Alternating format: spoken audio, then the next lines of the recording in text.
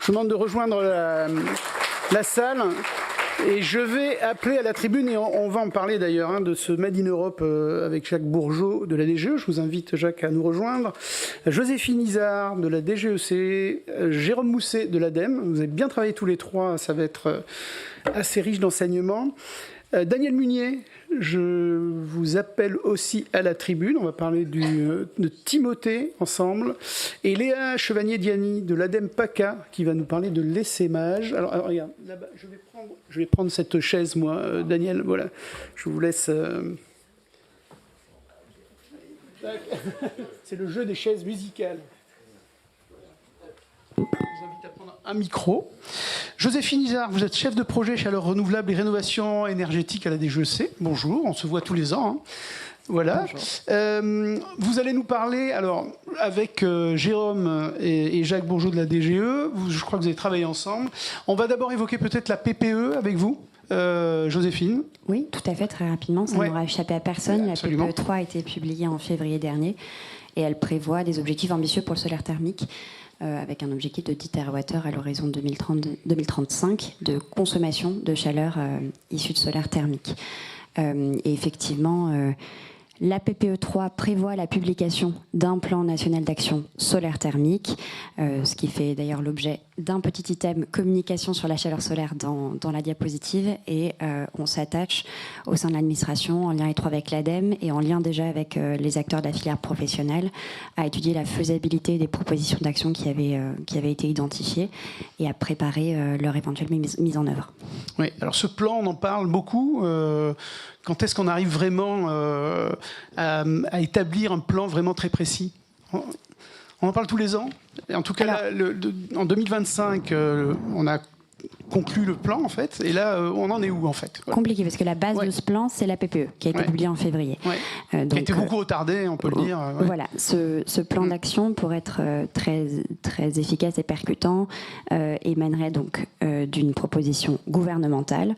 Donc, à ce stade, au niveau des services techniques et en lien avec l'ADEME et les acteurs, on s'attache à vraiment étudier la faisabilité des actions, essayer de les décliner, vraiment améliorer leur effectivité pour faire en sorte qu'il n'y ait pas de faux départ. Je pense que c'est vraiment le plus important, qu'il n'y ait pas de faux départ de ce plan d'action par manque d'anticipation.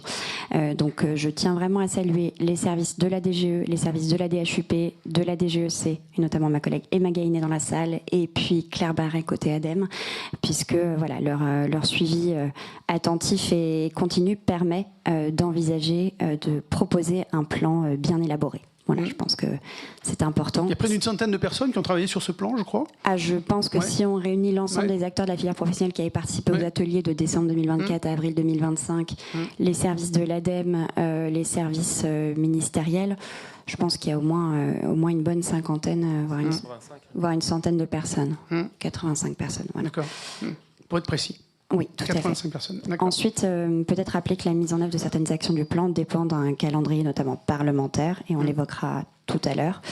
Et donc nous, on s'assure juste en interne qu'on sera prêt le moment où il nous sera demandé en urgence de proposer des actions concrètes. Ouais, alors vous parliez de faux il ne faut pas de faux départ, mais il faut un départ quand même. Tout à fait. Voilà. Tout à fait. Et pour peut-être dessiner la ligne de départ, on propose une petite diapositive parce que, encore une fois, pour nous, c'est l'occasion de saluer les travaux qui ont été conduits. Si on revient sur les dispositions réglementaires qui se préparent, on remercie vraiment les acteurs de la filière et puis l'ADEME qui ont permis d'identifier dans la méthode de calcul 3CLDPE 2021 des facteurs qui étaient susceptibles d'être corrigés pour mieux valoriser les technologies du solaire thermique dans cette méthode qui est utilisée à la fois pour le DPE et pour l'audit.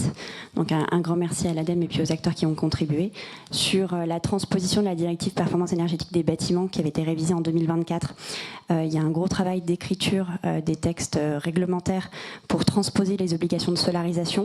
Donc là, on est pour l'instant tributaire du calendrier de passage de la loi DADU à l'Assemblée, mais on n'attend pas c'est l'adoption de ces dispositions législatives pour préparer les dispositions réglementaires.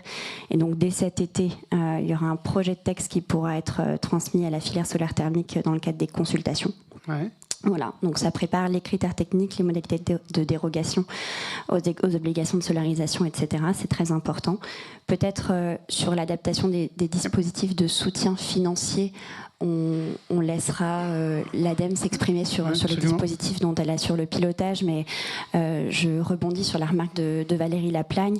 On est vraiment à la disposition de la filière pour travailler sur les modalités de révision de la fiche d'opération standardisée C2E sur les systèmes solaires combinés, et on met effectivement l'accent sur la possibilité de valoriser la décarbonation de l'appoint en complément de la consommation énergétique effacée par la partie capteur solaire thermique.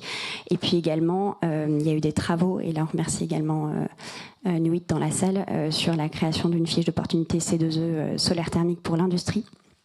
Je pense qu'il faut également signaler qu'en fin d'année dernière, il y a eu un gros travail sur le système d'enchères dans le cadre de l'Innovation Fund, le système d'enchères chaleur industrielle.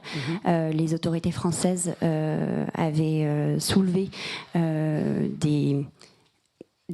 l'existence de facteurs qui pouvaient être corrigés pour mieux valoriser les technologies de chaleur renouvelable directe, notamment le solaire thermique. Et on a eu la bonne surprise de découvrir, donc certes plusieurs mois après, mais de découvrir au mois de mai que pour la prochaine édition du système d'enchères, il y aura un bonus de 25% qui sera appliqué aux offres, donc en euros de la tonne de CO2 évitée, aux offres de chaleur renouvelable directe, donc solaire thermique, donc pour donner une meilleure place au solaire thermique notamment, dans ce système d'enchères chaleur industrielle, ce qui est très important parce qu'il y a 1 milliard d'euros à la clé à l'échelle européenne à aller chercher sur ce système d'enchères.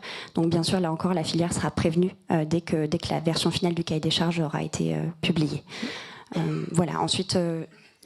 Après, Pierre nous parlait de temps long dans la réalisation. Ouais. J'ai l'impression qu'il y a du temps long aussi dans la réglementation.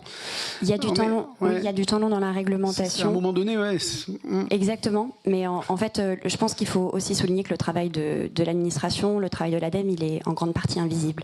Il est invisible, mais il faut qu'on soit prêt le moment où il faudra produire très rapidement des dispositions législatives ou réglementaires.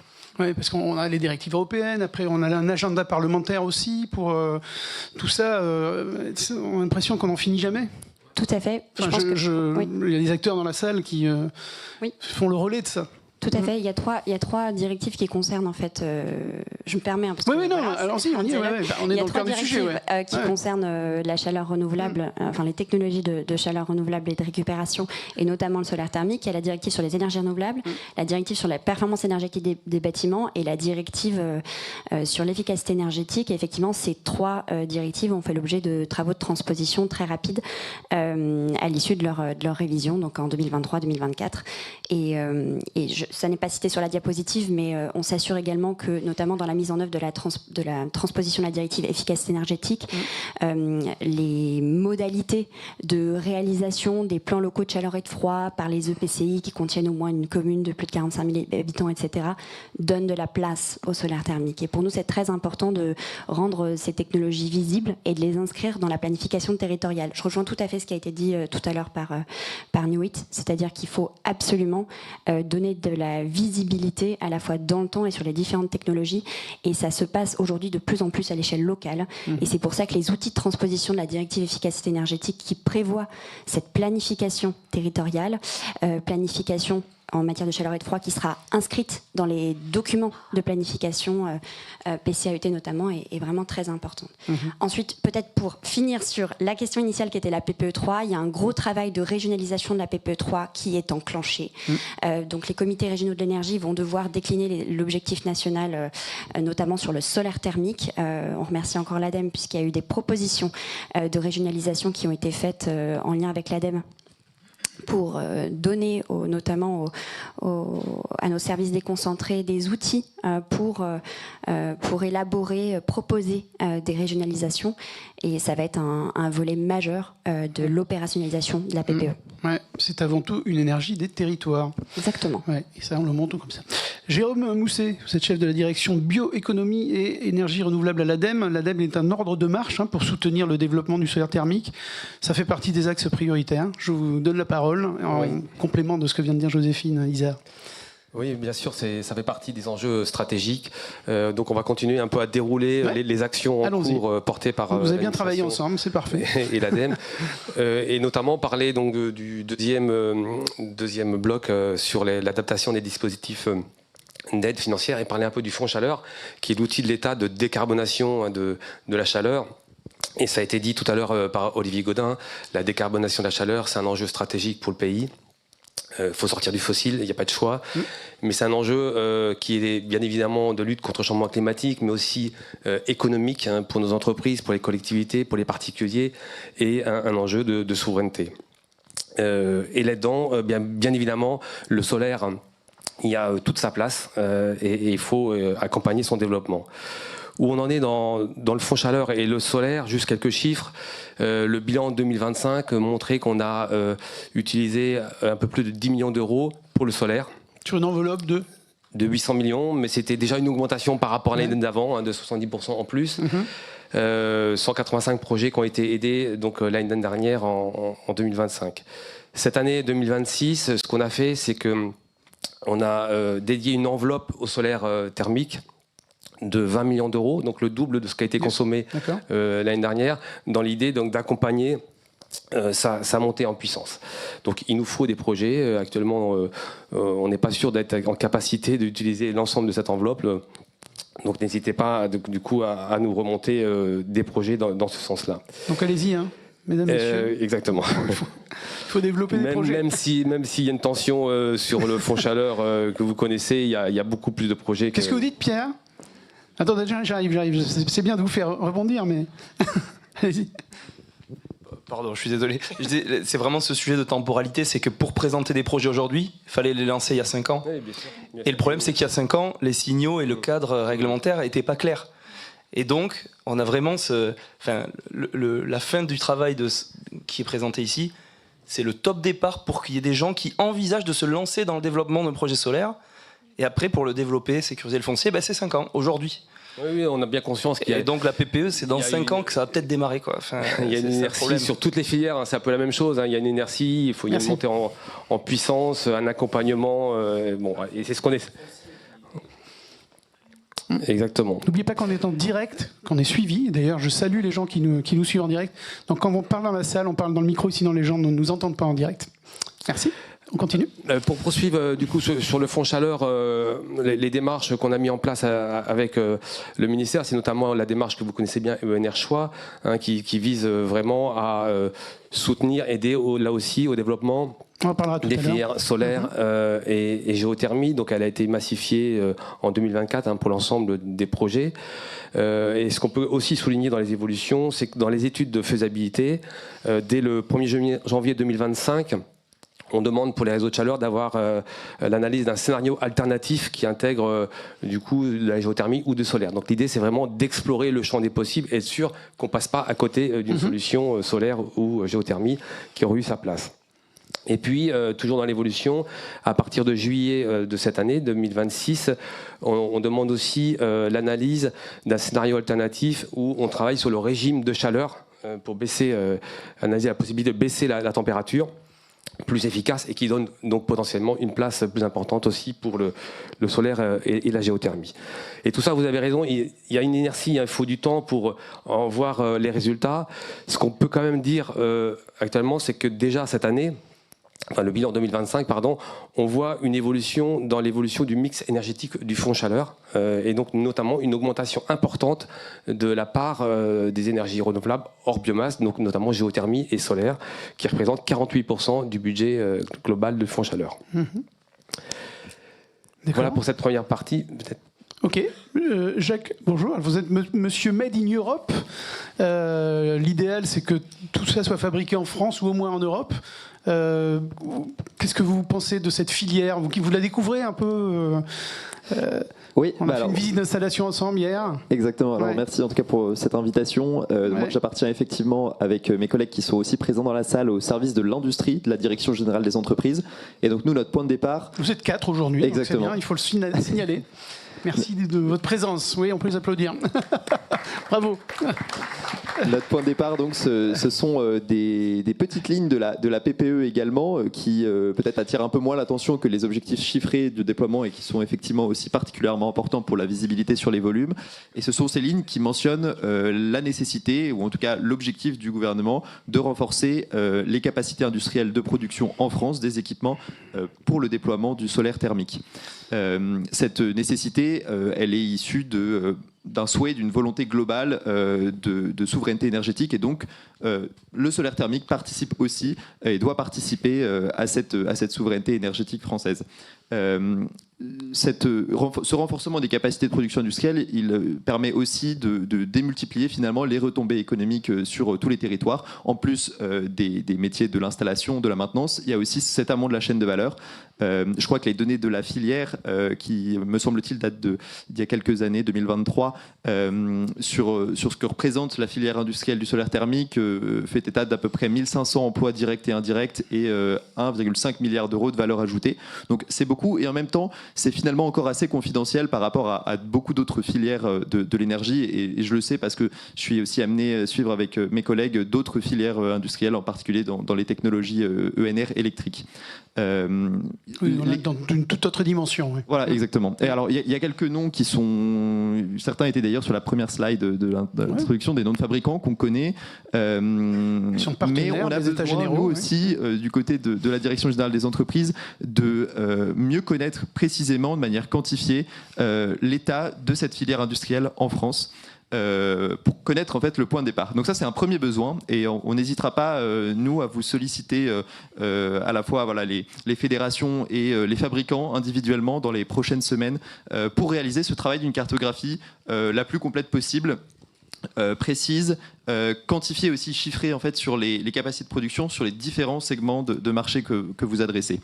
Donc ça c'est un premier point de départ, et ça découle ensuite en deux axes de travail qu'on imagine développer, et c'est la manière un peu classique dont on travaille à la Direction générale des entreprises lorsqu'on souhaite travailler au développement d'une filière industrielle. Le premier, c'est celui naturellement du soutien à l'offre, donc aux fabricants qui peuvent souhaiter développer de nouvelles capacités de production industrielle. On a déjà une très bonne piste qui est un dispositif qu'on appelle le crédit d'impôt au titre des investissements pour l'industrie verte, le C3IV de son petit nom administratif qu'on utilise beaucoup, que vous devez d'ailleurs aussi peut-être connaître, car il y a eu un amendement sénatorial l'année dernière à l'occasion du projet de loi de finances pour 2026 qui avait proposé l'extension de ce dispositif de crédit d'impôt à la filière du solaire thermique. Alors à l'époque, la représentation nationale avait fait le choix de ne pas voter cet amendement, mais l'intérêt... C'est malin. Comment ? C'est malin. Je ne prononcerai pas. Non, mais c'est le choix de la représentation nationale. Oui, j'entends bien. Toujours est-il que cette année, le gouvernement fait le choix d'étudier sérieusement la possibilité d'étendre ce dispositif de crédit d'impôt à la filière industrielle du solaire thermique. Et ce qui concernerait donc la production de certains des composants essentiels à cette chaîne de valeur, donc en particulier l'encadrement européen qui détermine la base légale de ce crédit d'impôt permet de soutenir la production des capteurs, et au sein des capteurs les absorbeurs. Et il y a aussi le verre solaire qui est éligible, ainsi que les trackers, même si je crois comprendre que les trackers pour le solaire thermique sont moins utilisés que pour la filière photovoltaïque. Et donc en tout cas, ce dispositif, il a eu beaucoup de succès pour les 4 filières à l'origine qu'il a permis de soutenir, donc le photovoltaïque, les pompes à chaleur, l'éolien et les batteries. Ce succès a justement conduit l'année dernière le gouvernement à prolonger de 3 ans le dispositif jusqu'à fin 2028, c'est-à-dire que si cette initiative va jusqu'au bout et que le dispositif pouvait être étendu à la filière industrielle du solaire thermique dès 2027, c'est-à-dire que pendant 2 ans, jusqu'au 31 décembre 2028, il serait possible pour des fabricants, des industriels, de proposer des dossiers qui doivent correspondre à des nouvelles capacités industrielles, des nouvelles capacités de production en France, de pouvoir bénéficier de ce crédit d'impôt. Alors ensuite, le taux d'aide, lui, il varie en fonction de la taille de l'entreprise et de la localisation géographique de l'investissement. Et qu'est-ce qu'il faut alors ? Vous dites il serait possible. il faudra in fine que ce soit voté par l'Assemblée nationale. Ouais. Donc là, il faut faire du lobbying. Là. Il faut que la filière se mobilise pour que ça soit voté au Sénat. Le Sénat, qui plus est l'Assemblée des régions, des territoires, donc de la proximité, c'est terrible. Ouais. Donc du lobbying, on va y travailler. Oui. Mais oui, c'est ça, ouais. Bien sûr, volonté politique, ouais. Mais sûr. Justement, c'est pour ça que si je me permets de vous le signaler aujourd'hui, c'est que on l'étudie très sérieusement, en tout cas à ce stade. Même si, bien sûr, je ne suis pas responsable de vous indiquer de manière formelle qu'il sera bien présent dans le texte initial. Le deuxième axe, c'est un axe aussi très important, puisqu'on a beau développer des capacités industrielles, si ces capacités industrielles ne trouvent pas, et que les débouchés ne trouvent pas preneurs, l'investissement ne sera pas rentable, ne perdurera pas, et on finira par ne plus avoir besoin de ces capacités industrielles. Donc il faut s'assurer que cette demande s'oriente vers les capacités industrielles françaises, alors européennes, au sens un peu plus large, parce qu'on joue bien sûr collectif au sein de l'Union européenne, et c'est pour ça qu'on engage aussi, et ce sera finalement un travail qui sera très proche de la cartographie de la filière qu'on souhaite réaliser, dont je vous parlais tout à l'heure, une réflexion sur ce que pourraient être des critères assimilables effectivement à des critères de Made in Europe dans les dispositifs de soutien public au déploiement du solaire thermique, donc en particulier le fonds chaleur ou encore les C2E. Cette notion de préférence européenne, aujourd'hui en France, elle est pas taboue, elle est portée de manière très très explicite par le ministre chargé de l'Industrie, Sébastien Martin, au Conseil européen et auprès de tous ses homologues européens. Pour le solaire thermique, ça a été précisé tout à l'heure, on n'est pas encore dans une... Et je touche du bois pour qu'on ne le soit jamais, dans une situation où on serait en dépendance forte effectivement d'un seul État tiers qui serait en mesure de contrôler le marché de l'approvisionnement en équipement. Mais on est, nous, à la DGE, quand même très attentifs aux dynamiques de marché, à ce que peuvent être les signaux économiques et les paramètres économiques qui pourraient favoriser l'entrée sur le marché européen d'équipements de pays tiers. En particulier, un indicateur que je regardais encore hier, c'est celui tout simplement du prix du conteneur, en tout cas de l'indice du prix du conteneur maritime. Et en l'occurrence, plus ce prix va être bas, plus il va être évident pour un fabricant d'un pays tiers, éventuellement à l'autre bout du monde en Asie, de pouvoir exporter en Europe des équipements qui permettront d'avoir un coût du mégawattheure thermique livré relativement, voire très compétitif par rapport à un équipement produit en Europe. Ce prix du conteneur, il était par exemple à $3 500 à peu près au 11 juin, c'est la dernière valeur disponible que j'ai pu trouver. Loin des 13 à 15 000 euros pendant la période du Covid. Ouais. Voilà, donc ces dynamiques de marché elles sont importantes. On travaille là ici par anticipation, je pense que ça a peut-être été mentionné tout à l'heure, mais il est important de voir aussi un peu sur le long terme. Nous en tout cas c'est ce qu'on souhaite faire là, à la Direction Générale des Entreprises sur le solaire thermique. On souhaite pouvoir prévenir sur le long terme la situation d'apparition d'une dépendance à des États tiers à l'Union Européenne, et donc c'est pour ça qu'on développe ces différents axes de travail que j'ai mentionnés. Alors j'ai entendu un mot tout à l'heure, je ne sais pas si c'est Valérie il y a eu le mot invasion qui a dû vous faire un peu. Vous avez entendu ce mot tout à l'heure, non ? Peut-être. Invasion de produits asiatiques, par exemple. C'est quelque chose qui fait peur dans cette filière-là naissante. Alors, la perception de la filière, ça, j'admets ne pas l'avoir pleinement à ce jour. Je crois comprendre même de ce qui a été dit en ouverture qu'on n'est justement pas encore dans cette situation-là. En revanche, si on regarde des capacités absolues, en valeur absolue de production, des grands fabricants chinois, pour nommer directement le pays, qui en fait aujourd'hui disposent des plus grandes capacités de production mondiale. Mais c'est aussi parce que forcément eux doivent s'adresser à un marché domestique qui est sans commune mesure avec le marché français. Donc, alors ça n'est pas une question de peur, c'est une question de souveraineté industrielle, de participation à la souveraineté énergétique qui passe aussi par la maîtrise des équipements qu'on déploie. D'accord. Je vous ai vu opiner du chef Joséphine pendant que Jacques parlait. Bon, vous êtes tous les deux. Comment vous travaillez ensemble ? Alors, on travaille ensemble sur des sujets qui réunissent nos deux bureaux. Ouais. La jonction entre nos deux bureaux et la mise en œuvre dans les dispositifs de soutien de critères qui auraient pu être préparés en amont. Un exemple récent de collaboration réussie, je pense, entre nos deux directions, c'est par exemple la mise en œuvre de critères justement relatifs à la résilience et la durabilité des équipements de type pompe à chaleur individuelle. Donc la mise en place d'un critère d'agrément de certains modèles de pompe à chaleur a permis de conditionner la bonification d'une aide des certificats d'économie d'énergie relatifs à ces pompes à chaleur individuelles au respect de certains critères sur la localisation d'un site d'assemblage final. Donc c'est ce modèle qu'on a en tête, et pas plus tard que la semaine dernière, on avait une réunion entre nos deux bureaux pour savoir comment on pourrait procéder sur l'ensemble des autres filières de chaleur renouvelable. Et parmi les filières absolument prioritaires pour nous, il y a la filière solaire thermique. Donc, comme le disait très justement notre collègue, on a une réelle orientation politique, et l'articulation entre nos deux bureaux portera sur la déclinaison, par exemple, dans le fonds chaleur, de tels critères. Et si on est collectivement au rendez-vous des travaux qui se sont lancés la semaine dernière, et que la filière est en capacité de compléter la cartographie des capacités de production industrielle pour justifier l'extension C3IV, et en capacité de proposer des critères qui nous permettraient de mettre en œuvre de conditionner certaines aides à des critères Made in Europe, ou d'apporter des bonifications, ou de hiérarchiser les projets en fonction de critères Made in Europe. Tout ça reste à déterminer. On aura pris le virage de l'identification des équipements Made in Europe. D'accord, Jacques, il y a une vraie volonté de développement d'industrie verte en France ? Ah oui, c'est une direction qui est très claire, et sur toutes les filières industrielles des énergies renouvelables, je mentionnais le fait que pour d'autres types d'énergies renouvelables comme les énergies électriques, il y a pour le coup déjà des critères qui sont en place dans des appels d'offres.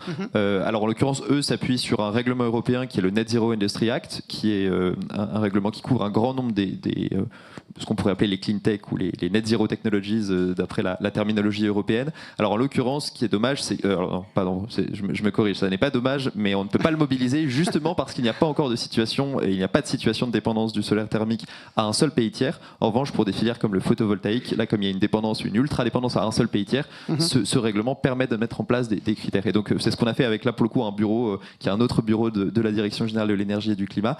Et je souligne aussi, Joséphine a très justement résumé la manière dont on travaille, dont nos deux directions travaillent ensemble. Je souligne qu'il y a forcément un point d'équilibre qui est crucial à trouver, et c'est pour ça qu'on a besoin d'avoir cette cartographie vraiment très précise et chiffrée en fait de la filière, de ses capacités de production, de ses enjeux. C'est qu'on doit toujours trouver le bon équilibre entre la capacité à continuer à déployer et en même temps à mettre des critères qui vont effectivement permettre de favoriser l'industrie européenne, mais sans que ça constitue un frein au déploiement, parce qu'on pourrait pas, il pourrait pas être entendable finalement qu'un critère de préférence européenne vienne surcontraindre un dispositif et finalement empêcher le déploiement. Et donc c'est pour ça qu'on a besoin de savoir exactement aujourd'hui ce que sont en mesure de produire les fabricants français, et puis européens de manière un peu plus large, mais déjà si on a une très bonne idée de ce qui peut se faire sur les sites de production française, ça nous aide énormément en fait à dimensionner exactement comme il le faut ces critères. Ok, vous êtes au bon endroit. Jérôme ? Oui, peut-être juste pour continuer notre tour d'horizon, les dispositifs qu'on vous a présentés. Vous avez la parole. Donc, si on voulait faire un petit tour d'horizon de quelques actions, et notamment sur le 4e bloc, on en est arrivé là, donc sur la question de la montée en compétences des acteurs locaux. Donc je parle aussi sous contrôle de mes deux collègues qui sont là, Claire et Nicolas, qui mettent en œuvre toutes ces actions. Ce qui était ressorti des ateliers de préparation du plan d'action, c'est un besoin de monter en compétences de l'ensemble des acteurs. Qu'est-ce qui a été fait en 2026 ? On a eu 9 sessions de formation dédiées à nos relais, les CCRT. Donc ça sera sur l'année à peu près 110 personnes qui auront été formées au solaire thermique. Donc pour aider à promouvoir et développer cette filière. On a mis en place des formations en interne pour nos collègues sièges et DR pour bien maîtriser cette filière-là. On a aussi une formation plutôt professionnelle qui est dédiée notamment au bureau d'études avec le partenariat INES, donc qui est programmé au mois de novembre. Et puis on a aussi en préparation une formation pour l'année prochaine, 2027, là aussi pour nos relais, sur une approche multi-ENR. Donc l'idée c'est vraiment d'avoir des interlocuteurs qui sont en capacité d'orienter, que ce soit une entreprise, une collectivité, sur le bon choix, la bonne ENR, je dirais, au bon endroit en fonction des possibilités. Donc voilà un ensemble d'actions à poursuivre sur la montée en compétences. Et puis si on continue, on a le dernier bloc sur les enjeux de communication, de promotion de la filière solaire. Je ne sais pas si Joséphine, tu voulais redire un mot sur le plan d'action qu'on a remis, mais qui est effectivement mentionné dans la PPE. Oui, tout à fait. En sachant que pour nous, bien sûr, c'est pas uniquement un outil de communication, c'est un outil très concret pour décliner les actions. Et comme vous l'avez entendu, on s'attache à rendre possible sa publication et sa mise en œuvre. Si on continue, donc du coup, on a aussi des actions du principe de l'essaimage qu'on essaie de développer localement et au niveau national. Je crois que Léa y reviendra tout à l'heure. On va y venir tout de suite après. Je vais changer un petit peu l'ordre. Oui, okay. L'ordre. Ça paraît tellement logique que Léa nous enchaîne après vous. Donc juste donc sur l'essaimage, on a un partenariat avec Amorce 2026 où l'idée c'est d'expérimenter notamment dans la Loire de la promotion, de la solarisation des réseaux de chaleur en allant démarcher les gestionnaires, les collectivités et en développant des outils simplifiés pour faire la promotion du solaire dans les réseaux de chaleur. Et puis on a un deuxième partenariat d'essaimage qui porte donc du coup sur l'hôtellerie de plein air, les campings, qui est tiré d'une expérience du coup de Bretagne. Avec Atlanten, ouais. Voilà, du coup qui a montré des bons résultats pour sortir des projets dans les campings. Et aussi, ce qui est intéressant, ce qui a permis de raccourcir le temps de montage des dossiers qui est passé de 3 ans à 1 an. Donc il y a un partenariat national pour essayer de diffuser et de multiplier cette action. Donc c'est possible de réduire le temps? Eh ben, visiblement, oui, ils ont réussi de passer un an au lieu d'un temps moyen de 3 ans à peu près. Ouais. Et allez-y encore. Après, je décline, sauf si... Non, alors, après, juste, j'avais une question pour vous sur l'acceptabilité, on en a parlé ensemble, hein, l'adhésion sociétale aussi, des projets, Jérôme, l'implication des élus, le financement participatif peut-être. Alors oui, ça c'est une question générique qu'on retrouve sur toutes les filières ENR. On se rend compte que pour réussir cette transition énergétique, on a 3 piliers qui sont un peu indissociables. Il faut qu'on ait des modèles économiques qui tiennent la route pour que les entreprises soient motivées pour partir sur ces projets-là. Il nous faut des installations performantes d'un point de vue technique, tout l'enjeu de la recherche, de l'innovation. Et puis le 3e pilier, qui est aussi important que le reste, il nous faut une adhésion sociétale. Nous, on ne parle pas d'acceptabilité qui renvoie plutôt à des démarches très descendantes, où on fait en sorte que le local accepte les projets. Ce qu'on cherche, c'est plutôt une adhésion, c'est-à-dire c'est un soutien de la population, des élus sur les projets. Donc c'est un objectif plus ambitieux, parce que du coup il faut communiquer sur les enjeux, le pourquoi de cette transition, l'intérêt de chacune des filières, et ça nous amène à travailler aussi sur des dimensions sociétales, voire paysagères, pour impliquer le plus possible les citoyens, les élus dans ces projets. Les projets d'énergie participative, hein, où les citoyens peuvent investir dans des projets, sont aussi pour nous des solutions qui aident à cette adhésion, parce que du coup quand on contribue au montage d'un projet, c'est un peu son projet et forcément... Oui. Est-ce que les canicules successives qui nous épuisent, ça a un impact un peu aussi sur les gens? Est-ce qu'il y a une prise de conscience? Oui, je pense que les événements, les crises, en tout cas, montrent que cette transition, enfin cette accélération du changement climatique est bien présent et qu'il faut s'en occuper. Après, on est de plus en plus convaincus que pour embarquer la société sur cette transition énergétique, parce que c'est quand même des changements d'ampleur énorme, il faut juste supprimer le fossile d'ici 25 ans, c'est pas rien. Il faut plutôt aussi travailler sur des messages positifs. Des messages positifs, attractifs. C'est que la transition énergétique, c'est économiquement rentable pour les entreprises, pour les collectivités, pour les citoyens. La crise énergétique actuelle montre à quel point tous nos modèles économiques sont dépendants des importations fossiles et que c'est vraiment le bon sens que d'investir aujourd'hui pour gagner cette souveraineté.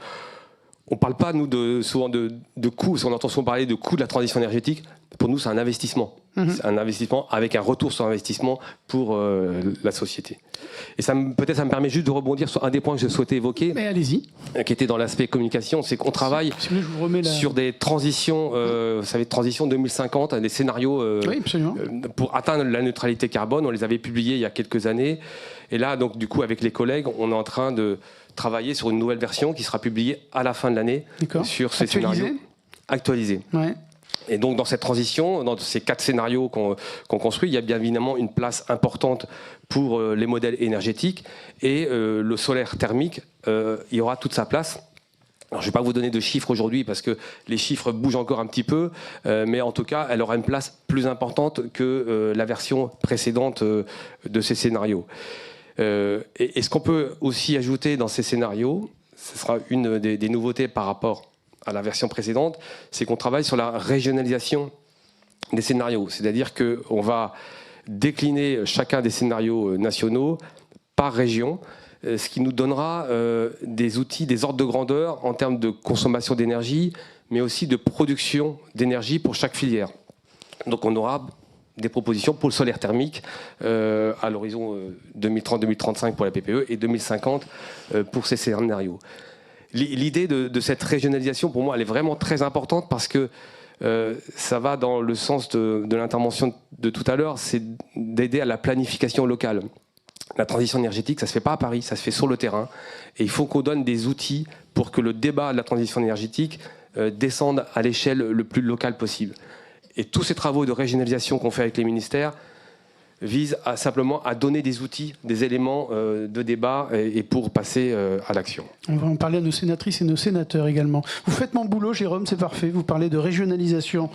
On va passer avec vous, Léa Chevanier-Diani, ADEME PACA, groupe de travail, l'ADEME PACA, et vous êtes spécialiste de l'essaimage des actions menées en PACA sur la filière agroalimentaire.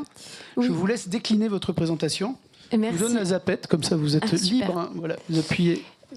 Oui, j'aimerais témoigner aujourd'hui de l'implication des différentes régions dans le déploiement du plan national du solaire thermique. On travaille depuis fin 2024 avec le national pour justement essayer de travailler ensemble sur cette massification du solaire. Donc on a créé un groupe de travail conjointement avec la DREAL PACA et différents membres qui sont très actifs. On a parlé d'énergie partagée parce qu'effectivement on pense que la place des citoyens est tout à fait primordiale pour aussi massifier ces projets, mais on a également Enerplan, Cap Énergie qui sont présents aujourd'hui et ou encore la région. Dans ce groupe de travail collectif. Voilà, on se réunit 4 fois par an, donc dans l'objectif de recréer un marché, de redynamiser la filière dans notre belle région. Et pour cela, on a élaboré différents documents qui sont d'ailleurs disponibles sur la librairie ADEME comme un état des lieux de la filière solaire en PACA. On voit qu'on a besoin de cartographier autant au niveau de l'industrie que nous en région pour bien comprendre le nombre d'installations qui sont existantes, celles qui sont encore en fonctionnement, pourquoi d'autres dysfonctionnent aujourd'hui, pour avancer tous ensemble. Et nous avons aussi créé des outils comme des plateformes collaboratives qui rassemblent maîtres d'ouvrage et professionnels pour qu'on puisse dialoguer ensemble et essayer de répondre aux questions qui peuvent se poser ou encore communiquer sur les différents événements qui ont lieu dans la région autour de la filière. Et pour revenir peut-être un peu plus en détail sur le plan qu'on va décliner en région PACA, on va reprendre certains axes du plan national, donc faire de l'essaimage.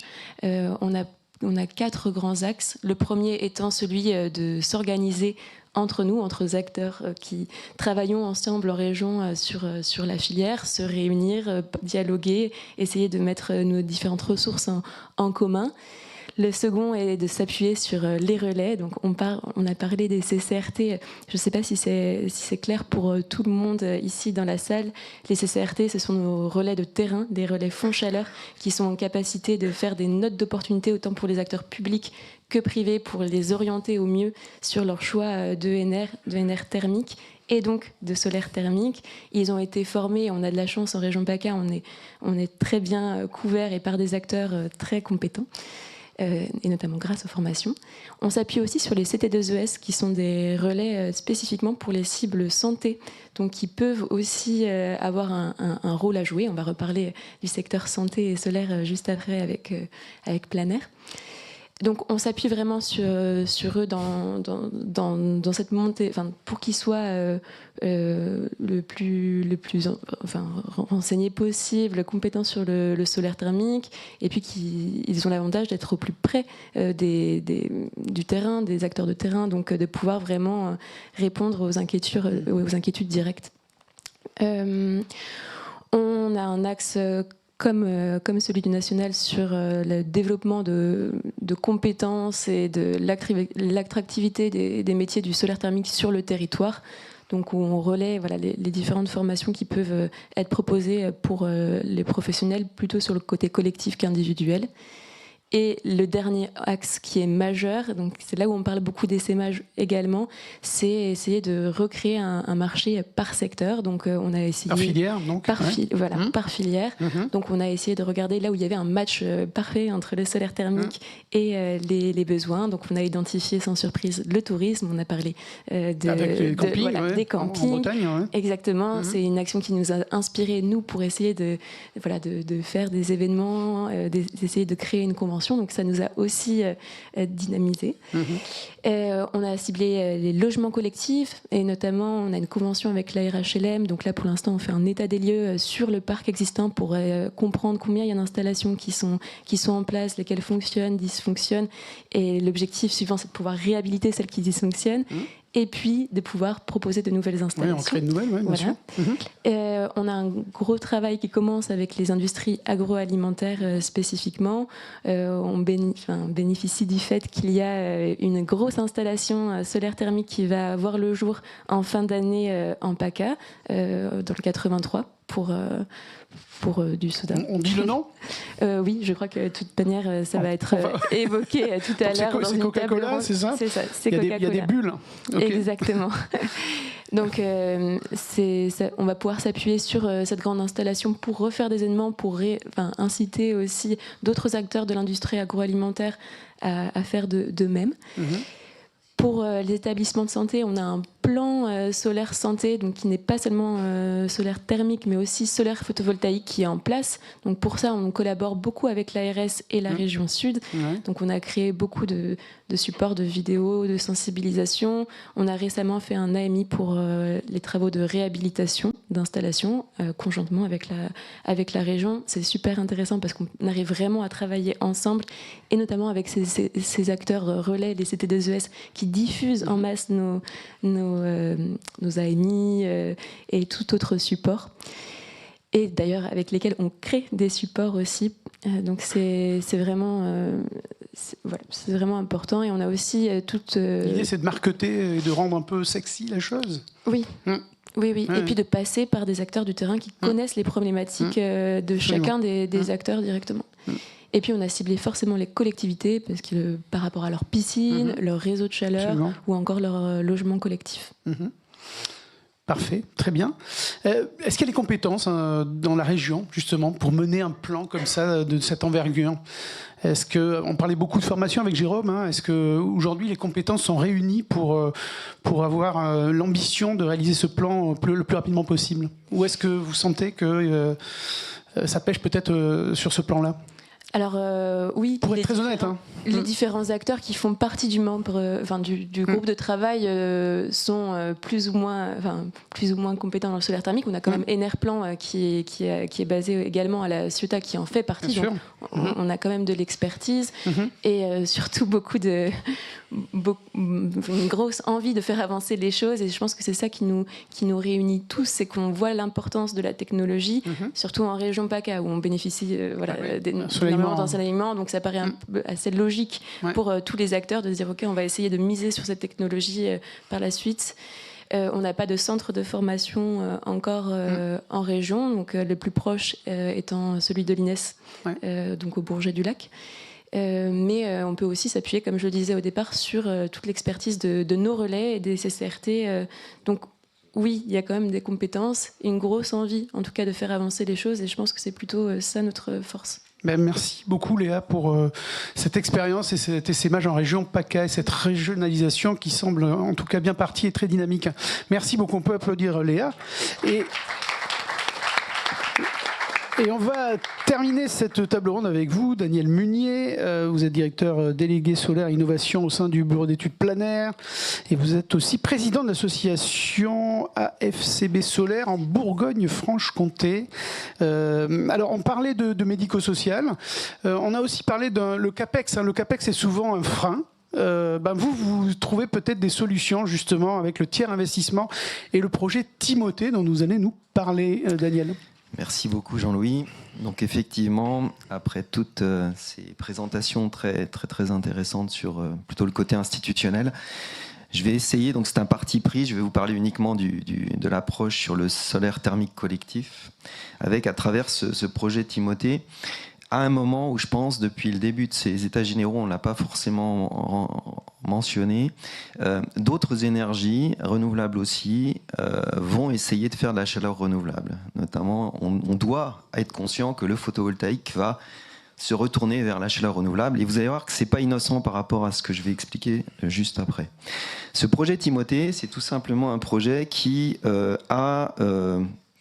ça illustre bien concrètement ce qui a été abordé, essayer de stimuler l'offre. Donc là, un grand merci à l'ADEME qui cofinance ce projet, qui effectivement a pour but de développer une solution de tiers investissement solaire thermique collective. C'est pas une idée qui est absolument neuve, elle a déjà été testée, mais c'était un peu trop tôt. Ça rassemble un certain nombre d'industriels et d'acteurs. Donc on a la chance planaire de coordonner ce projet. L'industriel qui va nous aider et qui va au sein du consortium travailler, c'est Sirius, donc qui est dans la salle. Et on a comme partenaire également, bien sûr qu'on salue, on a également comme partenaire, tout à l'heure, Forestener va intervenir, et cette entité est très intéressée dans une logique solaire thermique plus biomasse, donc l'hybridation. Et puis on travaille également avec un cabinet d'avocats, puisque le tiers investissement a une composante juridique qui est non négligeable. Et enfin... Adaltis, exactement, j'allais le rajouter. Et enfin, un centre de recherche côté Bretagne qui s'appelle l'IRISA, qui va nous aider à travailler sur la partie monitoring, la partie vraiment vérification des performances et suivi des performances dans ce modèle. Alors, ce projet Timothée, qui développe ce tiers investissement, c'est vraiment un parti pris. Avec ce que j'ai expliqué un petit peu en amont, c'est que dans le solaire thermique collectif, en fait, en 2026, et j'ai la chance d'être dans cette filière depuis plus de 25 ans, on doit absolument, dans nombre de cas, non pas adapter une solution technique à une demande, notamment collective, d'eau chaude sanitaire par exemple, mais à l'inverse, montrer qu'on est les meilleurs et donc d'avoir peut-être, sans doute, un certain nombre de maîtres d'ouvrage qu'on ne pourra pas satisfaire ou pour lequel on ne sera pas le plus compétitif. Et donc dans cette approche-là, l'idée c'est que en fait on optimise vraiment tous les postes de l'offre technologique et de produits, notamment par de la standardisation, par vraiment une épure absolue du dimensionnement. Un chaînage aussi des acteurs qui vont être mis à contribution dans ce projet, donc avec vraiment que des professionnels spécifiques. Et c'est là où je salue cette idée de cartographier au niveau national. C'est super de cartographier le côté amont, industrie. Il faut le faire, c'est indispensable.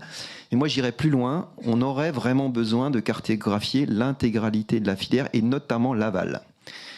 Dans la filière solaire thermique collective, donc Jean-Louis, tu as mentionné que je préside l'association du solaire en Bourgogne-Franche-Comté.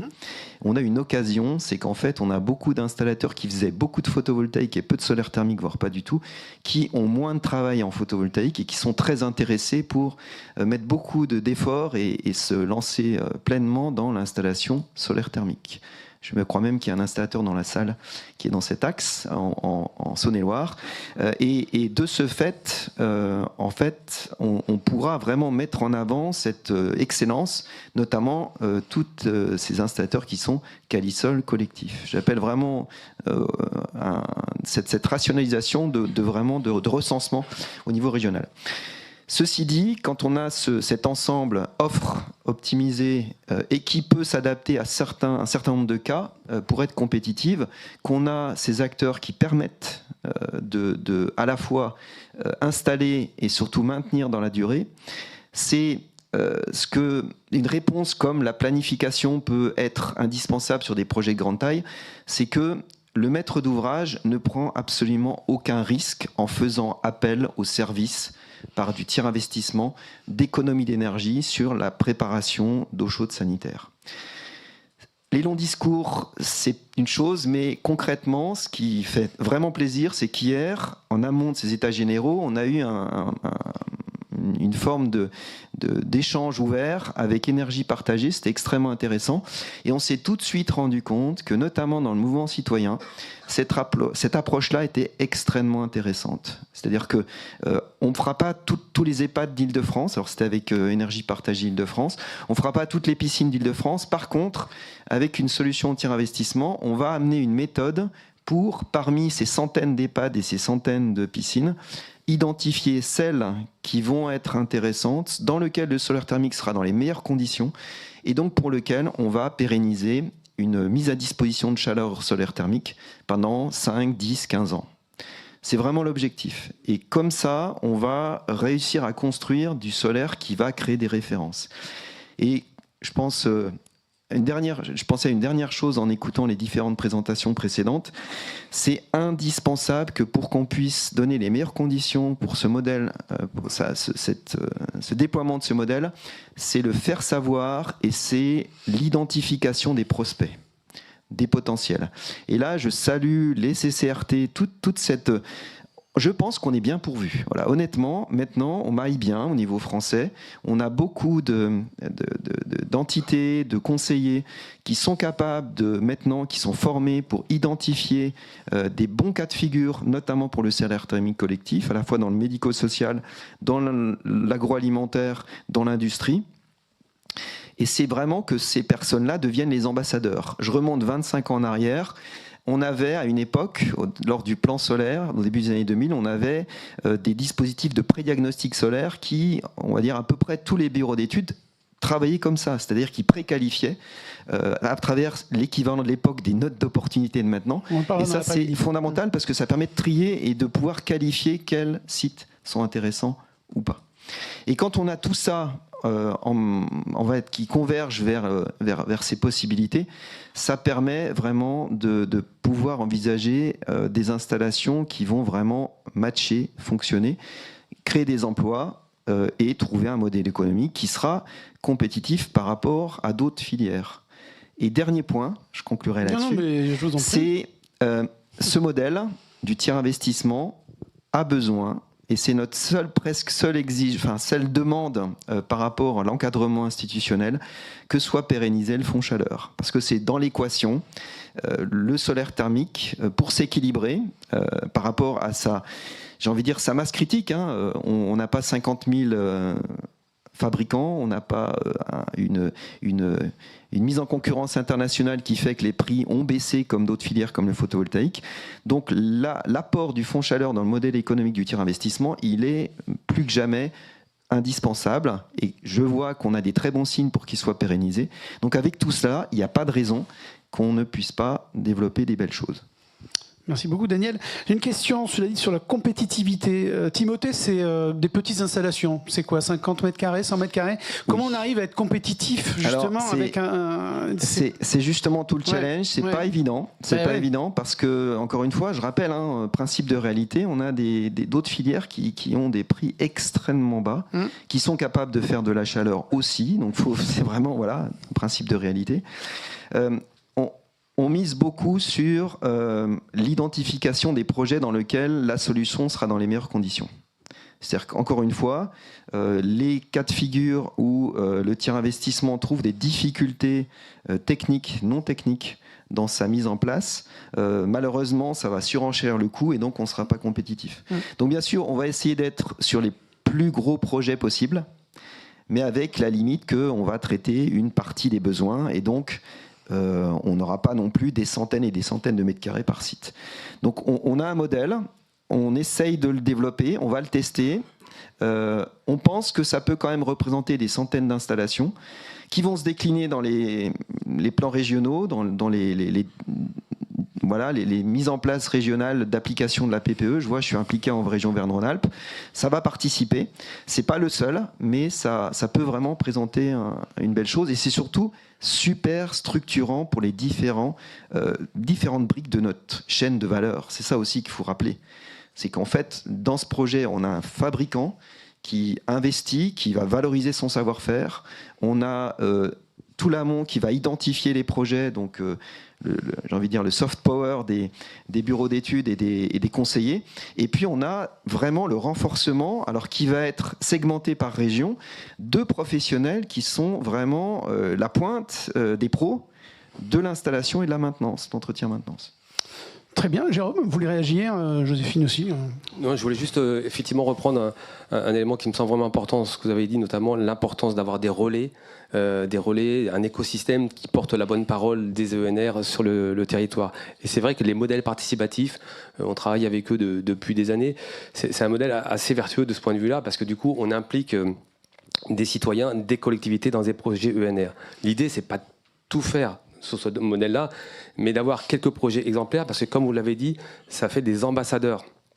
Je crois qu'au niveau national, alors je n'ai pas les derniers chiffres, mais on était à plus de 33 000 citoyens impliqués dans des projets participatifs ENR. C'est 33 000 ambassadeurs qui vont nous aider à porter la bonne parole. Joséphine, peut-être, oui. Et puis en complément sur l'articulation entre le territorial, à l'échelle notamment régionale, infrarégionale et le national, nous on sera très intéressés par les résultats, notamment parce qu'ils pourraient alimenter les portails cartographiques et d'identification des prospects à l'échelle nationale. Donc là, il y a les travaux du CEREMA sur notamment le portail en réseau. Et puis je me permets de citer également l'outil BAT-ENR qui a été mis en place par le CEREMA et accompagné d'un guide en coordination avec la DGEC et qui aide les collectivités à identifier les zones de potentiel des différentes énergies renouvelables par secteur. Je pense que c'est vraiment très important. Et je me permets également de citer aussi le portail France Chaleur Urbaine qui est repris par l'ADEME et qui mène un travail sur les possibilités d'évolution et d'amélioration du service usager sur ce portail. Et effectivement, si par exemple dans le segment résidentiel collectif, dans le segment industrie, dans le secteur agricole et dans le secteur tertiaire, on arrive à mieux caractériser les bâtiments susceptibles de bénéficier de technologies solaires thermiques particulièrement compétitives dans ces situations-là. On aura vraiment fait un énorme pas pour que les futurs porteurs de projets mobilisent encore plus nos portails cartographiques. Voilà. Je pense que la comparaison entre ENR et par rapport au gaz notamment est absolument essentielle. Daniel Munier. Transition parfaite. Je devais quand même vous dire un petit mot sur l'efficacité d'un tel process. On n'a pas trop parlé ce matin de digital et d'intelligence artificielle. C'est pas trop le sujet, mais c'est quand même un petit peu. C'est que à l'heure où on est quand même à la pointe sur la carto, sur des moyens techniques, on sait quand même de mieux en mieux trouver des règles pour trouver des sites qui sont favorables, plus ou moins favorables ou très favorables à l'implantation de solutions dans lesquelles le solaire thermique est en très bonne position. Donc ça, c'est vraiment important de le souligner. Et aussi, quand même, ce projet Timothée, où en est-il ? En fait, on a passé tout le début de l'année pour vraiment essayer d'optimiser une solution technique, pour border les contrats, pour essayer de créer une méthode pour vraiment aller identifier les sites qui seraient intéressants. Et là, c'est une bonne nouvelle. On est quasi prêt et on aimerait, et c'est un appel à l'audience aujourd'hui, n'hésitez pas à revenir vers nous. Là, vous en parle, donc vous avez pu m'identifier. Ensuite, on aura Eddy Chinal qui va parler pour Forest ENR dans la session suivante. Ouais. Dans l'après-midi, on a aussi la chance, dans la partie innovation, d'avoir Irisa qui va parler de cette partie monitoring. Donc, il y a plein de points d'accès. Si ce modèle de tiers investissement vous intéresse, alors il est orienté, ça aussi, je pense que c'est vraiment un travail de filière. Pour l'instant, il est développé avec un certain nombre d'acteurs qui ont osé.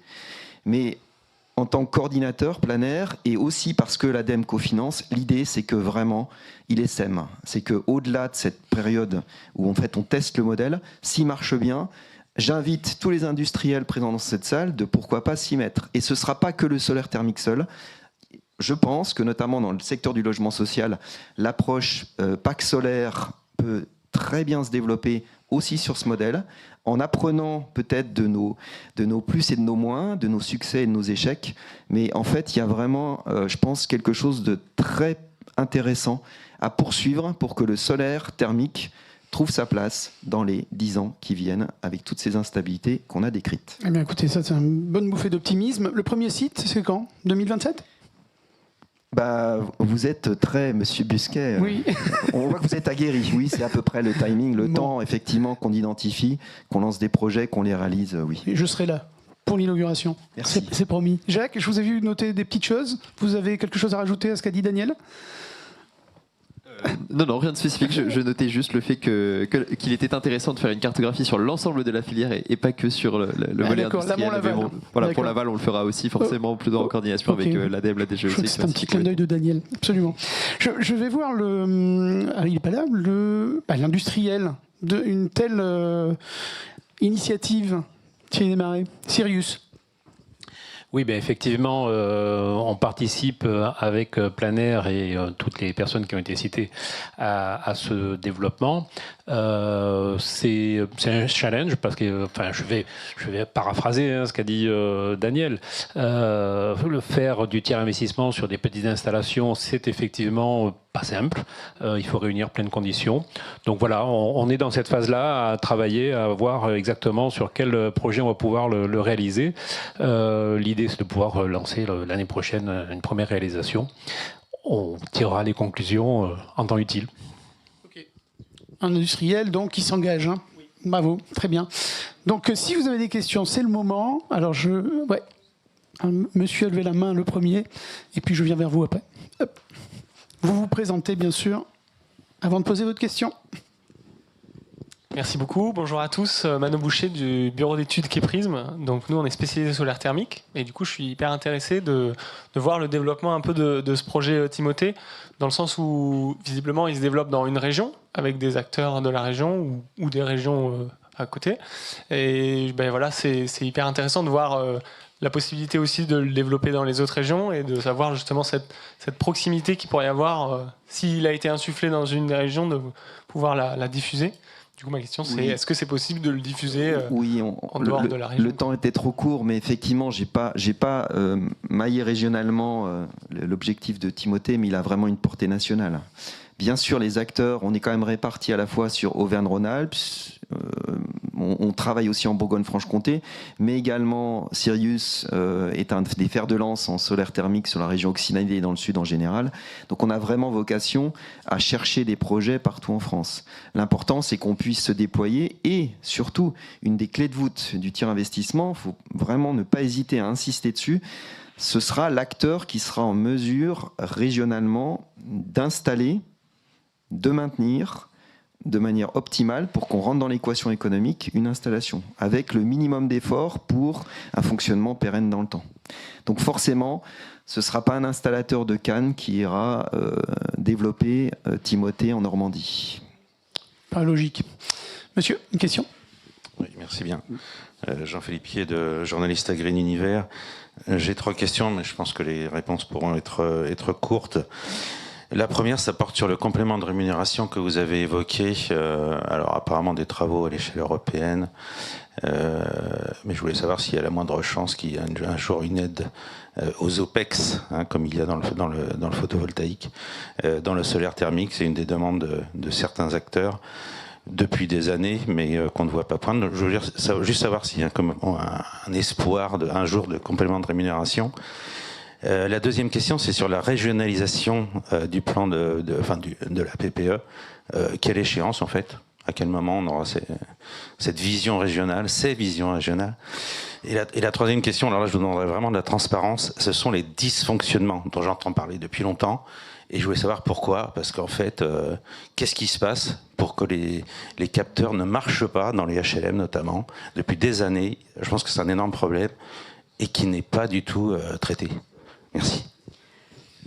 Oui, alors allez-y, sur le supplément. Je prends les 2 premiers points et je laisserai peut-être les personnes qui... Et Laetitia peut-être voudra ajouter quelque chose. Non ? Après. Sur le collectif de type HLM, réagir après. Alors, sur le premier point, à ce stade, il n'est pas envisagé de transformer l'aide du fonds chaleur à court terme, qui est une aide au CAPEX, en aide OPEX. C'est-à-dire qu'on s'assure à assurer la compétitivité tarifaire de la solution solaire thermique sur la durée de vie de l'investissement pour compétitivité tarifaire par rapport à la situation de référence gaz. Voilà, donc via des aides forfaitaires ou via des aides qui sont exprimées en analyse économique, notamment sur le réseau de chaleur, donc pour des plus gros projets. Donc à ce stade, ça n'est pas envisagé. En tout cas, on n'a pas d'orientation à très court terme sur ce sujet. Sur le deuxième point relatif à l'exercice de régionalisation de la programmation pluriannuelle de l'énergie, donc c'est un exercice qui vient d'être officiellement lancé par Césine. Ça se traduira certainement par un délai de réalisation d'au moins 2 mois des propositions des comités régionaux de l'énergie. Ensuite, il y aura des discussions, notamment pour apprécier les écarts qu'on pourrait observer entre le cumul des propositions régionales et puis les objectifs nationaux de la PPE 3. Donc ce sera un exercice qui sera mené en lien avec les régions. Donc il faut compter quand même quelques mois avant la publication du décret qui viendra fixer ces objectifs régionaux. Ensuite, il y aura un travail supplémentaire de traduction de ces objectifs régionaux dans la planification territoriale, puisque c'est ce qui est prévu. Donc l'intégration dans PCAET SRADET sera postérieure à la publication du décret. Voilà, on sait que c'est les joies de la planification régionale. Les régions n'en sont pas toutes au même niveau, au même moment de leur planification régionale, de la révision de la planification. Donc on s'adapte au calendrier des différentes régions. Mais en tout cas, il faut compter au moins 2-3 mois avant les premières remontées de propositions. Et ensuite, certainement, au moins 1 mois ou 2 avant la traduction en projet de décret, pour s'assurer que voilà, c'est bien quelque chose de collégial et qu'on n'impose pas à l'échelon régional des objectifs qui seraient perçus comme exogènes et qui n'émaneraient pas des régions. Merci beaucoup, Joséphine. Un petit complément là-dessus sur la régionalisation, qui est un exercice ambitieux et assez complexe. On a proposé des chiffres, des ordres de grandeur pour chaque région, donc avec le ministère, mais ce n'est que pour alimenter le débat. Les propositions, les objectifs régionaux doivent venir du terrain, des creux, qui doivent faire des propositions. Et toute la difficulté, ce que disait Joséphine, il faut que la somme des objectifs régionaux matche avec l'ambition nationale. Mais je pense que c'est vraiment une étape vraiment importante parce que on en a parlé tout à l'heure en introduction, le fait de planifier, de fixer des caps sur chaque filière énergétique, c'est, je pense, un enjeu structurant pour les acteurs. Donc vraiment, je pense que ce sera une étape forte, quoi. Juste un mot de Pierre sur le complément de rémunération. Oui, c'est moi qui l'évoquais dans la table ronde précédente. C'est au niveau européen que ce mécanisme est exploré.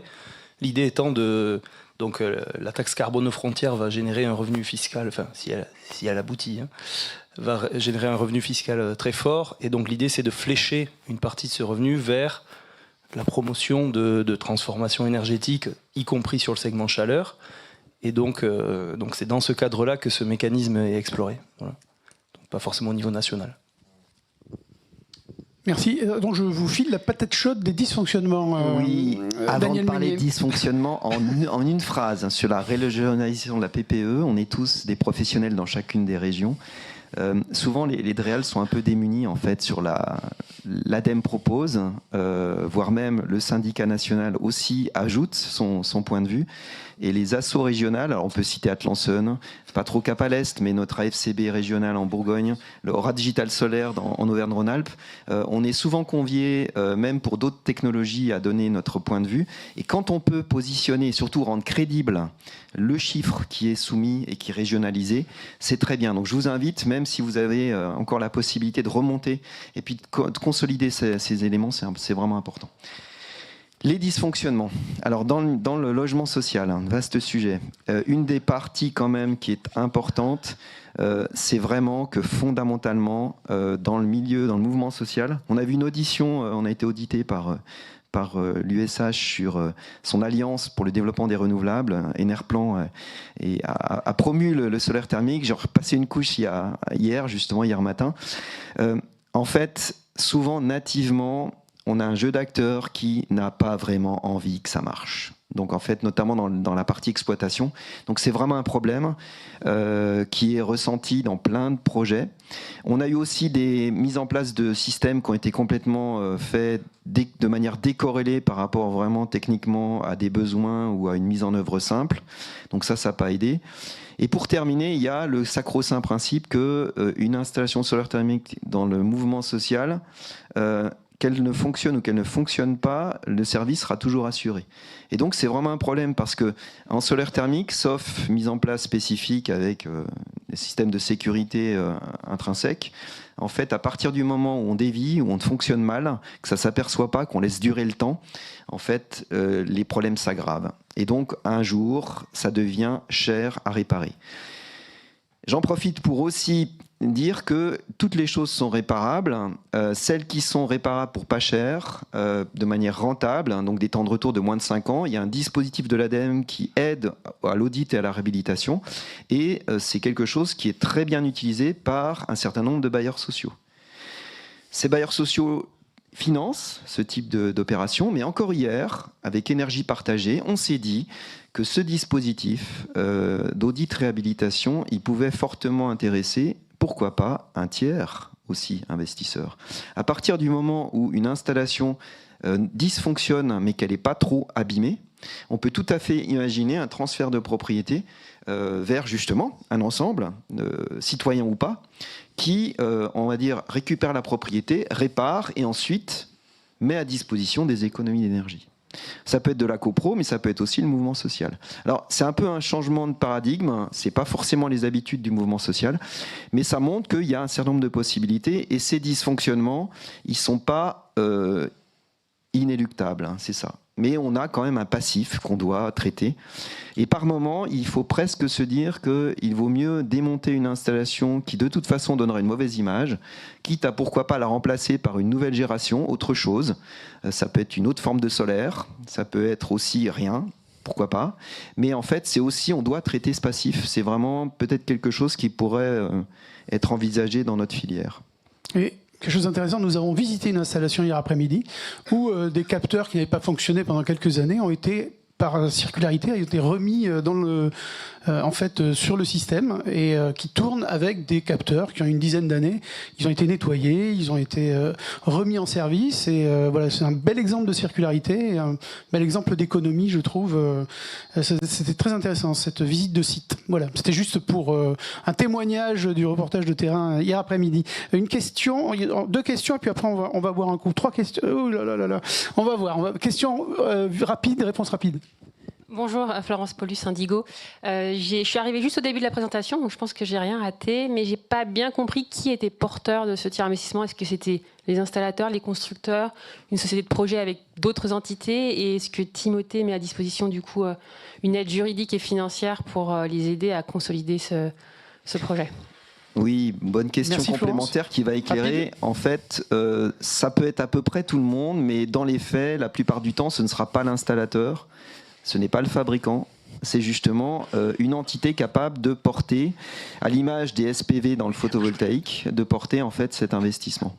Ça veut dire un très gros support d'un certain nombre d'acteurs bancaires, par exemple, et ça veut dire en fait une gouvernance et une capacité de mettre en place les projets à un coût vraiment réduit. Et surtout, du coup, une grosse sélectivité sur les projets qu'on va soutenir.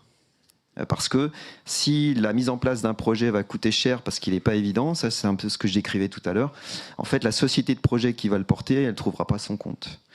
Donc pour l'instant on va naviguer, il y a déjà des tentatives pionnières qui existent, qui ont été faites, notamment à partir de la biomasse. Donc on sait que ça marche, ça peut, mais avec certaines conditions. L'idée c'est de l'ouvrir au solaire thermique. Merci Daniel. Laetitia. Laetitia Brottier de Alsan. On est beaucoup sur le secteur du résidentiel et avec le plan électrification, on entend beaucoup de rumeurs sur les nouvelles articulations MaPrimeRénov' C2E pour septembre 2026. Est-ce que, Joséphine, vous pouvez nous en dire un peu plus? Est-ce que parmi ces rumeurs, il y a des choses déjà vraies ou déjà arbitrées? Qu'est-ce qui lancera de MaPrimeRénov' et des C2E pour le résidentiel d'ici septembre 2026 du coup? Alors, je n'ai pas les éléments de réponse. Je pense que vous les aurez très vite si cette orientation est confirmée. Je pense que ça met en valeur les travaux qui ont été initiés sur les dispositifs de soutien. Et c'est vraiment, je lance un appel à une contribution très large de la filière sur les fiches des certificats d'économie d'énergie qui sont en cours d'examen sur le secteur de l'industrie pour le solaire thermique et qui pourraient mériter une révision sur les systèmes solaires combinés.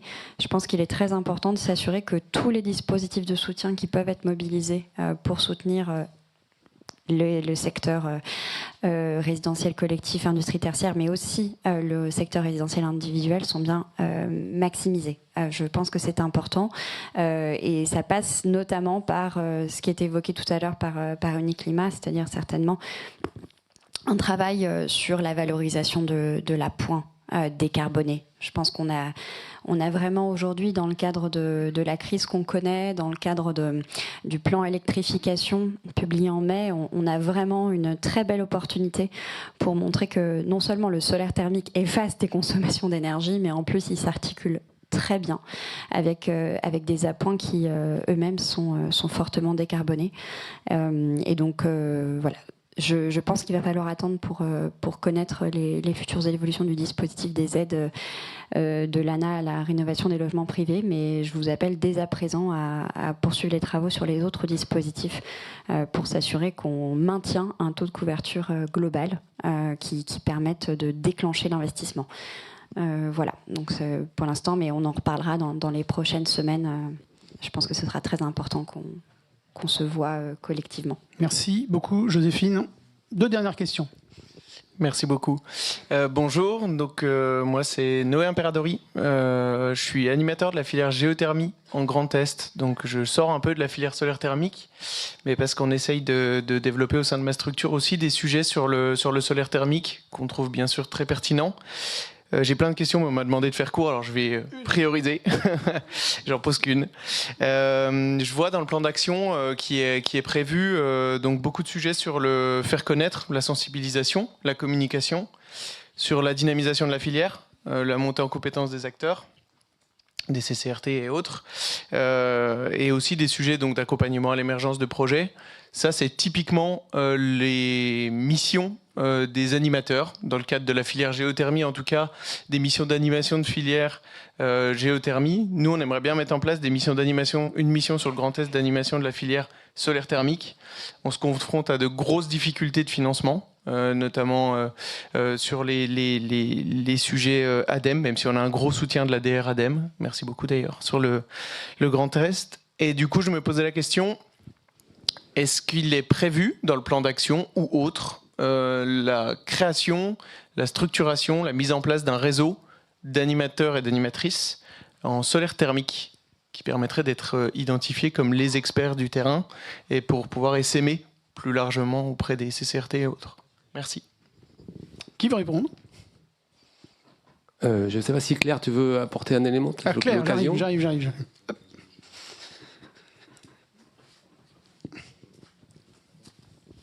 Bonjour, Claire Barret, je suis référente nationale solaire thermique à l'ADEME, au siège à Angers. Ça fait effectivement partie des éléments qui sont identifiés, de favoriser, développer ce réseau des animateurs solaires thermiques. Actuellement, en France, on a 3 régions qui sont couvertes par une animation. La région Hauts-de-France, Pays de la Loire et Bretagne. En PACA, il y a des velléités très fortes pour développer ce type d'animation régionale. Voilà. La problématique sur ce sujet-là, c'est qu'on n'est pas tout seul et qu'il faudra aussi que les acteurs se mobilisent pour supporter ces structures et accueillir ces animateurs. Mais c'est effectivement un axe important et aujourd'hui, c'est pas acceptable qu'on n'ait que 3 régions couvertes. Voilà. Donc on y travaille. C'est pas une problématique simple, mais voilà. Merci beaucoup Claire Barret. Dernière question. Oui. Et après on va boire un coup. Oui, vous m'entendez bien. Oui. On vous entend. Bonjour. Du coup, Hugo Chirol pour l'association Énergie Partagée en Ile-de-France. Ça a été pas mal dit. Nous, on essaye de bosser sur ce levier tiers investissement pour que des coopératives citoyennes puissent porter des projets de solaire thermique en réhabilitation ou des nouveaux projets. Et moi, j'avais une question parce qu'on est pas mal en relation avec les collectivités locales, territoriales, et on a de plus en plus d'intérêt de leur part pour le solaire thermique. Ça a assez peu été dit, mais à cet échelon-là, on sent vraiment un intérêt nouveau. Et la question que je voulais poser, c'était qu'est-ce qu'on leur dit quand elles nous disent, quand elles viennent nous demander éventuellement quel mécanisme pourrait permettre de favoriser l'essaimage de projets de solaire thermique, par exemple sur le territoire d'une région ou d'une métropole. Quel dispositif pour ces collectivités locales-là pourraient-elles mettre en place pour favoriser des projets et comment ça pourrait être le plus en adéquation avec ce qui existe déjà côté fonds chaleur? Léa, peut-être? Oui, donc il existe déjà beaucoup d'aides du Fonds Chaleur pour développer des énergies, enfin des projets de solaire thermique. Et peut-être, il me semble, sous votre contrôle, que pour le déploiement des réseaux de chaleur, il peut y avoir une bonification si le projet a été réalisé en termes d'énergie, avec de l'énergie partagée. Donc ça peut passer peut-être par ce biais-là. Ouais, et puis peut-être aussi pour compléter, quand on a évoqué tout à l'heure la stratégie d'essaimage, il y a l'idée aussi de développer des outils, des cas types de modèles qu'on peut reproduire assez rapidement, facilement sur une cible particulière, et notamment on pense aux collectivités. Il y a déjà des outils, des fiches qui existent, qui ont été faites dans certaines régions, qu'on va essayer d'élargir à d'autres régions pour arriver avec entre guillemets un peu des solutions un peu standards, quoi. Ouais, puis je voudrais ajouter qu'il y a des collectivités qui ont déjà pris les choses à bras-le-corps, notamment des métropoles, justement dans des régions un petit peu proactives, comme on l'a vu. Et celles-là, on peut les montrer en exemple, ou plus qu'un exemple, comme un vade-mecum, comment on aborde la chose. Souvent, il y a quand même une base, et c'est là où c'est très important, la partie information-formation, où ça ne vient pas de nulle part. C'est-à-dire que ces collectivités ont déjà une acculturation au solaire thermique qui font que les services techniques ou les services sachants ont déjà identifié qui sont les CCRT. Est-ce que les CTES aussi sont très actifs? Ils les connaissent, ils s'appellent, ils se parlent. Enfin, il y a vraiment de favoriser cet écosystème, en fait, qui a très rapidement fait de tomber en désuétude quand, pendant 2-3 ans, par le jeu des nominations, des changements de poste, du coup, il faut vraiment qu'on soit très vigilant.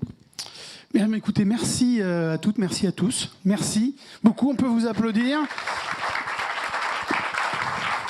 On va partager un petit café ou un petit coup à boire et on revient vers 11h15, je compte sur vous, entre 11h15 et 11h20 sur la deuxième table ronde, implémenter ENR Choix, un mix de solutions. À tout de suite, merci.